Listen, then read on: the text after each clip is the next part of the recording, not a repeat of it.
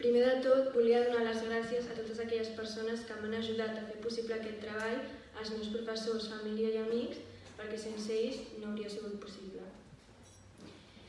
I primer de tot, per situar-nos, el meu treball de recerca no tenia clar al principi què fer, però sabia que a mi m'agradava la cosmètica i aquest camp de la química i sabia que, fos el que fos, seria relacionat amb aquest tema. I a partir d'aquí vaig pensar, aprofitant on vivim, puc agafar un producte que sigui típic del Mediterrani, de la Costa Brava, i aplicar-ho. I investigant vaig decidir que una alga seria l'opció més correcta.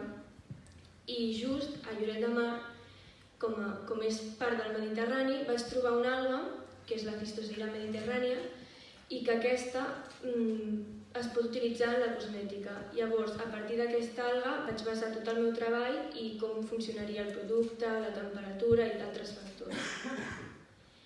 La meva part pràctica la vaig estructurar en 3 parts, que era la recollida de l'alga, l'obtenció dels seus components i finalment la creació del cosmètic.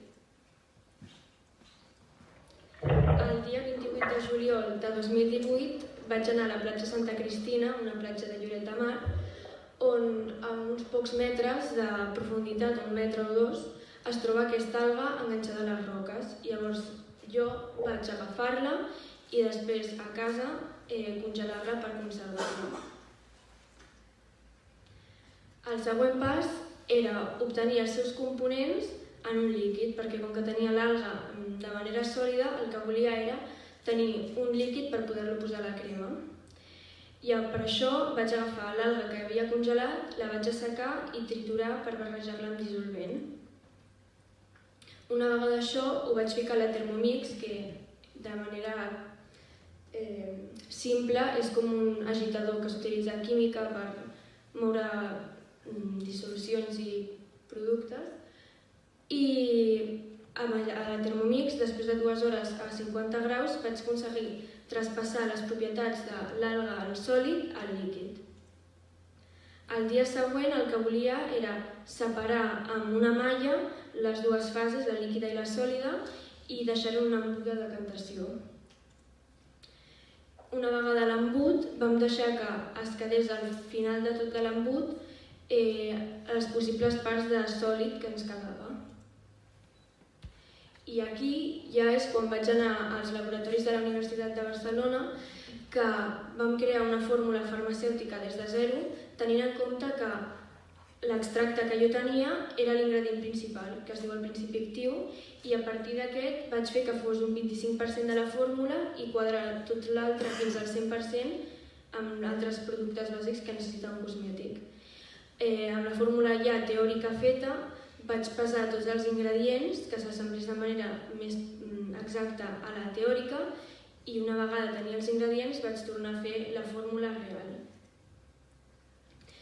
El procés va començar ficant l'agitador, que és aquesta màquina, que és com la Thermomix però més professional, el propilenglicol, que és una base que necessita el gel, i després afegir els conservants perquè són necessaris perquè la crema no es podreixi, ja que és antibacteriana i antifongs. Un cop aquests estaven dissolts, vam afegir l'essència de lavanda perquè al ser una alga no feia bona olor i volia que fes bona olor. I el carbopol, que és la substància per excel·lència d'un gel, perquè la meva crema és un gel, que el que fa és que al moure's amb els altres elements es solidifiqui i tingui aquesta textura tan característica d'un gel.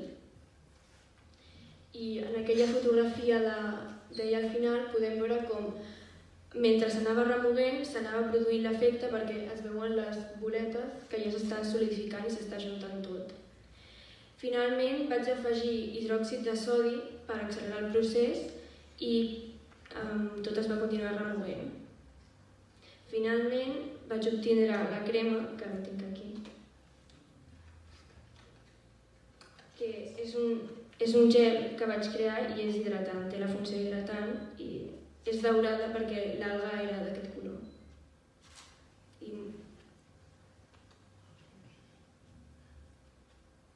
Moltes gràcies per la vostra atenció.